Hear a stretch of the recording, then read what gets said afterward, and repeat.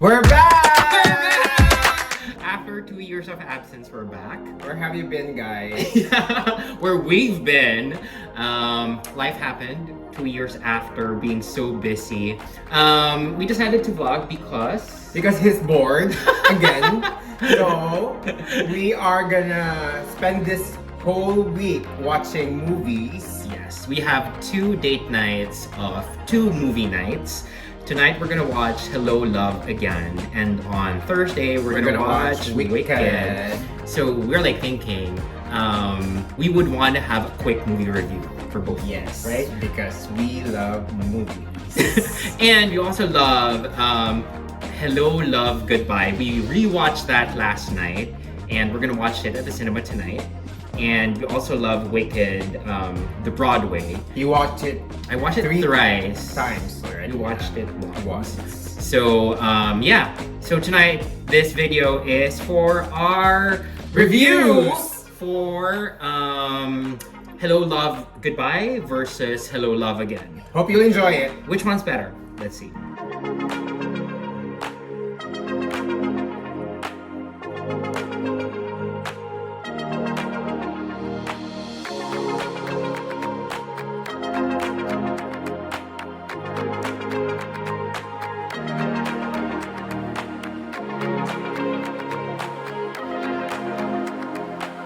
So here's our verdict. I'm gonna let you know what I liked, what I disliked, and why you should watch Hello Love Again. What I liked about it would be 3 things. Number 1, it's relevant and realistic. Relevant kasi napakita yung story, the ever continuous and never-ending story of the OFW life and the immigrant life coming from Hong Kong to Canada. And it is very realistic, I would have to say. I mean, it's quite sad because I think that kind of story has been portrayed for like the longest time, but that's still the story of the OFW and the immigrant Pinoys. So a lot of people will be able to relate to it. And relevant because they were able to find a way to integrate the pandemic into the continuation of the story of Ethan and Joy. So maganda rin yung angle na yun kasi hindi pilit napakita na what happened between 2019 and 2024, which allowed the story to have an organic progression. So yun, yung una. Second, it's the craft and the creators. I love how the movie was put together. Really hats off to the director, of course, and the actors. Magagaling sila, both Kathryn and Alden. I think this is one of Alden's best when it comes to how he showcased his acting. John Lloyd will always be the ultimate to me when it comes to dramahan, pero he's getting there. And Kathryn, after seeing her on the first one, and then the yung sa kanila ni Dolly De Leon, and then this one, she really showed her versatility, and she will draw you in onto the character that she's portraying. So maganda rin yung pagkabalik niya on how Joy became Joy after 4 years. And of course, the director. I mean, it's so difficult, I think, to follow up something that was so good. But again, Kathy Garcia Sampana, ex Molina, now Sampana, was able to prove that, she's mastered the craft of following up a blockbuster and a good plot into another story or having a sequel to it. Like, One More Chance, hands down, will always be my ultimate favorite. I'm sorry. That will be my classic forever favorite. Well, for now, who knows? But this in itself lends its story, its production, its overall, should we say, creativity to also be noticed. Kasi, syempre, with the technology, with the progression of filmmaking in the Philippines, and how people were able to now see how the world of cinema works outside the Philippines. Kita mo sa technicality, from the cinematography to the lapat of the music, as well as the lines that were thrown, and the plot, and how they made tahe every scene and every subplots to it. Maganda yung maganda for me yung pagkagawa. And then number 3, for me, it's impactful and inspiring. Impactful, especially for us who are living abroad, who have experienced both the OFW life and now the immigrant life. The struggles, the challenges, the pain, and also the drive to be where we are today. And it's also inspiring for those who are just starting. And I think that creates a very important factor for people to really understand, okay, life is definitely not perfect. There will always be humps, there will always be bumps in the road.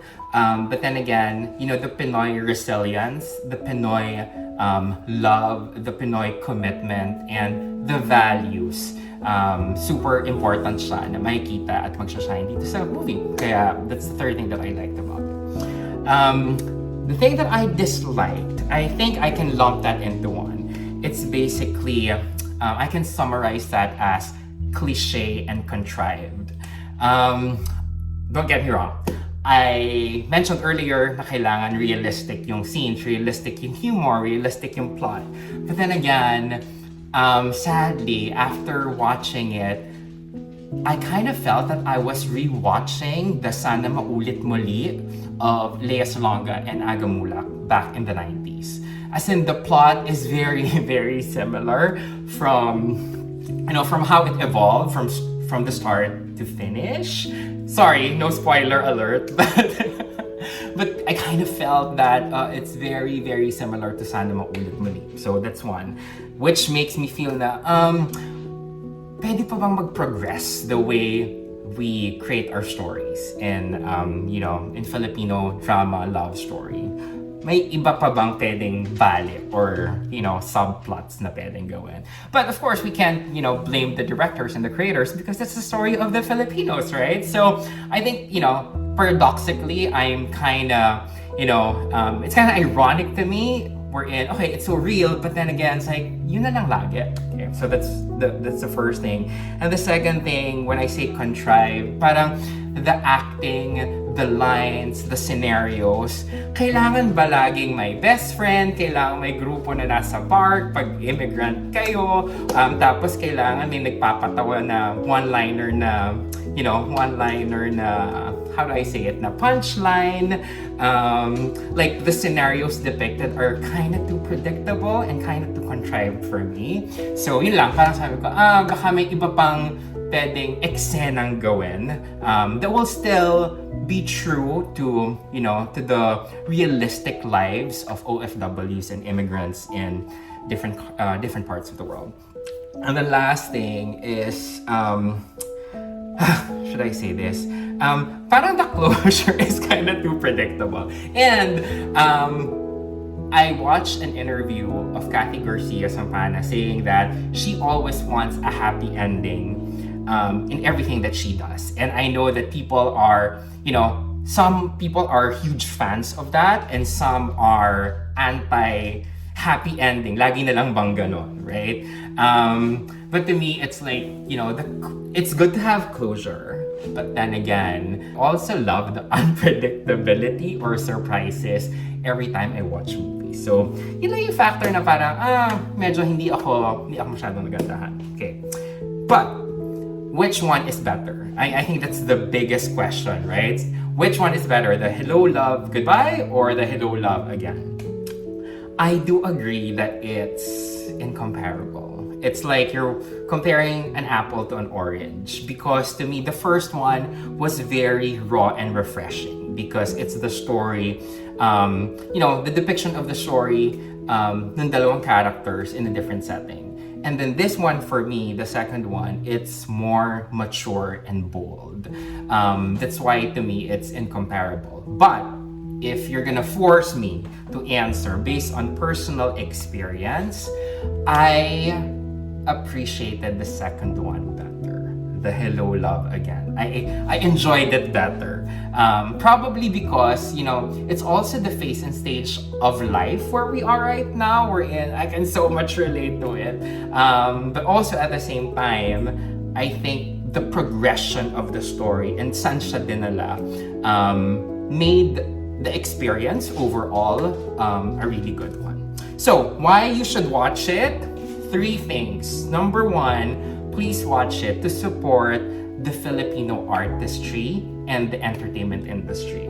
Let's all admit it, masyadong mahirap na yung pagbangon ng industriya. Not just film, not just entertainment, but a lot of other industries, especially coming from the Philippines. So everyone did their very best to deliver such a beautiful global masterpiece. So, Pinoy pride na, at saka supportahan na natin yung gawang Pinoy. So that's the first one. We should definitely support it. That's why you should watch it. Second night, it's a good date night experience. So like Ryan and I, we select movies that we watch, you know, in the cinemas. So for us, kung manonood kami ng mga Hollywood movies, bakit hindi supportahan yung Filipino movies? Especially na, you know, it just happens once in a blue moon here in Boston. So for us, it was an overall good experience. We had 2 large popcorns and 2 large Coke Zero and Diet Coke. And, you know, we laughed, we were kind of teary-eyed somehow. I had a lot of, you know, lump on my throat in a lot of scenes. So it was overall a good date night experience. But if you're single, it's also good to watch it because it shows some sort of glimmer of hope and inspiration. And then lastly, you should watch it for closure. You know, if you're a fan of the movie, you would be very interested to see and hopefully understand and appreciate the realistic potential scenarios doon sa, you know, sa buhay nila coming from the first movie.